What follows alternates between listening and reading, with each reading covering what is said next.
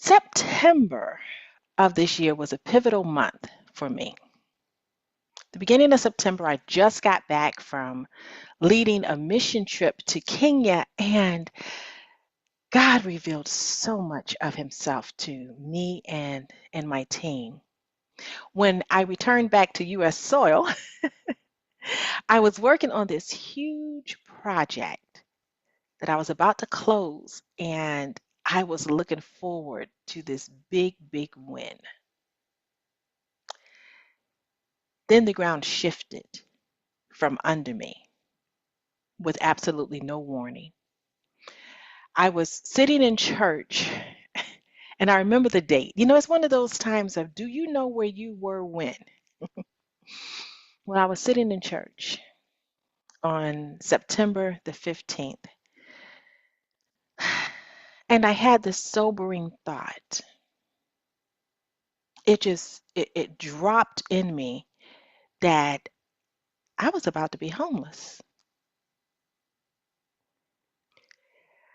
I want to share part of my story with you, and I'm going to wrap my storytelling, my testimony, I'm going to wrap it up in this song that I heard for the first time this Saturday called At the Altar by Elevation Rhythm. Here is a stanza from the song.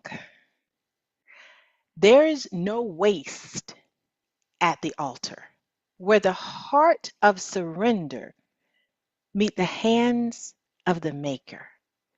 Nothing I wouldn't offer. There's no waste at the altar.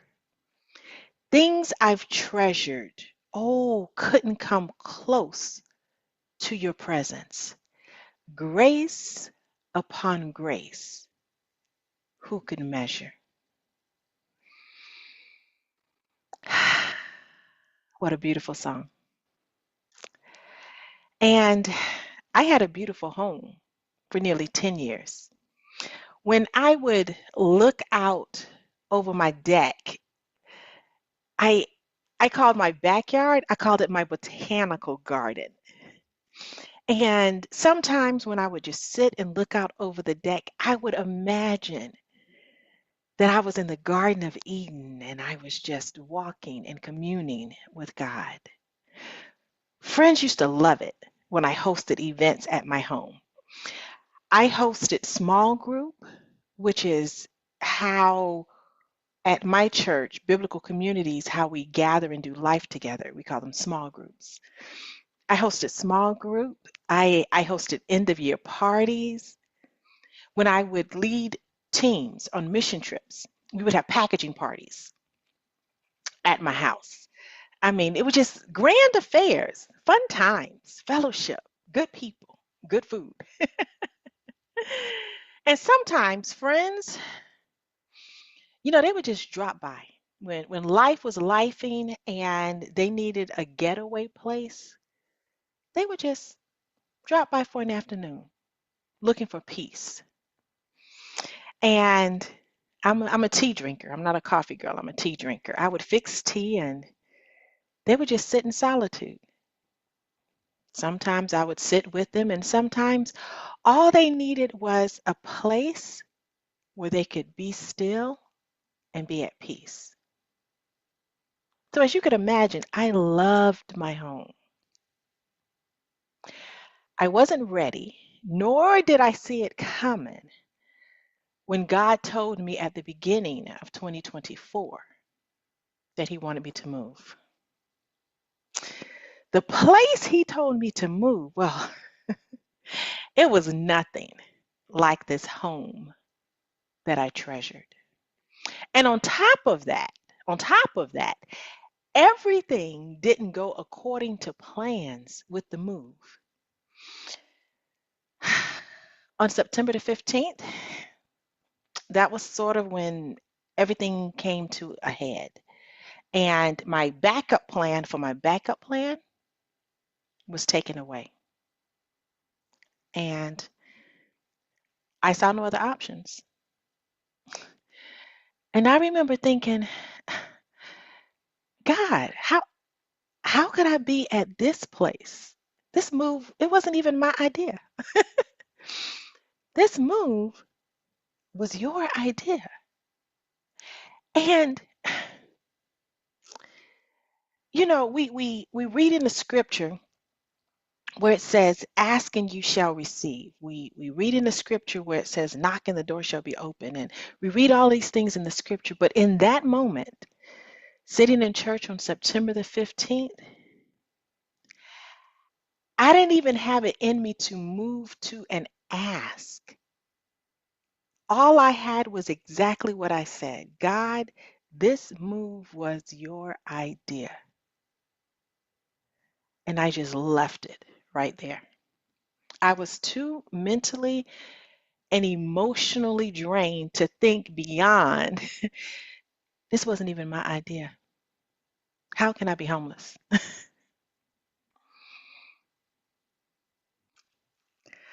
Another stanza in the song At the Altar.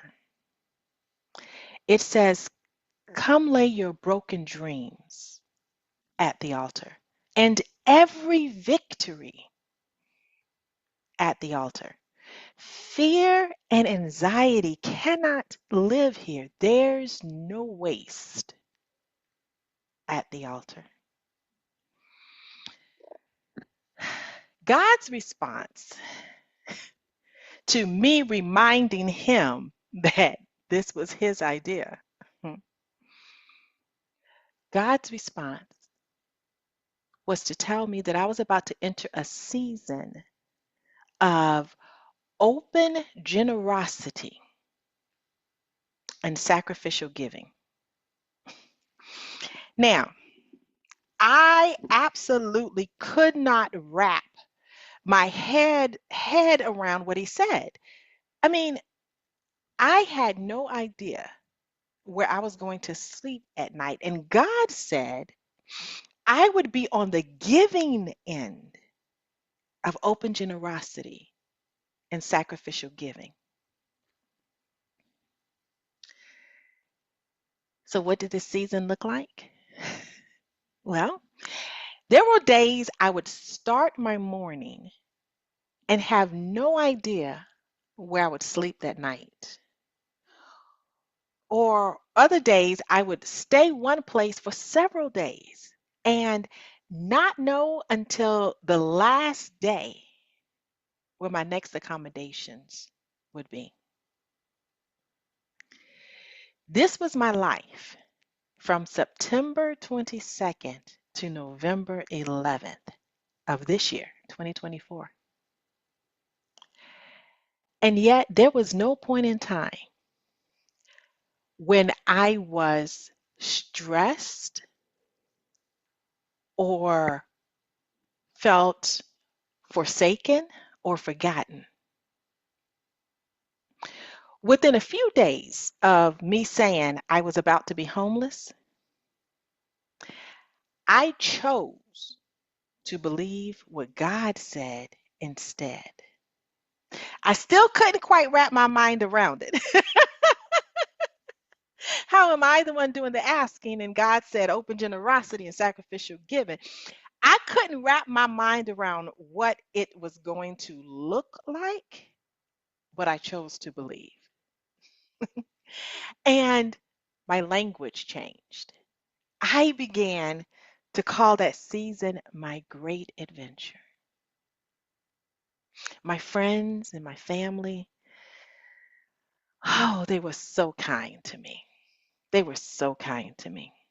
And God wrote my story as only He could. He literally provided supernatural ways for me to repay the kindness of those who blessed me. And this is where the exceedingly and abundantly above all I could ask, think, and imagine comes into. He provided supernatural ways for me to pay it forward. Here I was receiving and giving at the same time. I love this stanza in the song. It says, let your heart sing out and tell him you love him. Don't make it perfect. Just let it be honest. He can use anything. Sit back and watch him. There's no waste at the altar. There was no waste during my 50 days of being displaced. I truly experienced a great adventure. Today is our last morning manna for 2024. And 2024 might have been a fantastic year for you. 2024 might have felt like as you started walking in what God said, similar to me, the ground beneath you seemed to just start to shifting like the bottom just fell out. Regardless of whether you look back and you see victory or whether you look back and you see shifts, here is my question to you. How would God tell your story? He changed my narrative from I am about to be homeless to I am about to go on a great adventure. What if you believe this song that I'm sharing with you at the altar? What do you believe the words of the song? And if you were to stop, pause, reflect, and replay 2024 from the lens of there's no waste at the altar. Let's remind ourselves of the words of the song. There's no waste at the altar. Come lay your broken dreams at the altar and every victory at the altar. Fear and anxiety cannot live here. There's no waste at the altar. Let your heart sing out and tell him you love him. Don't make it perfect. Just let it be honest. He can use anything. Sit back and watch him. There's no waste at the altar. This song and my story reminds me of Romans 8:28, where we are encouraged with the promise that says, and we know that all things work together for good to those who love God, to those who are the called according to his purpose.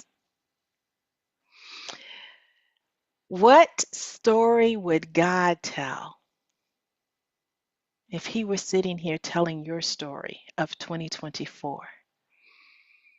Would the language and the narrative that you use be the same language and narrative that he would use?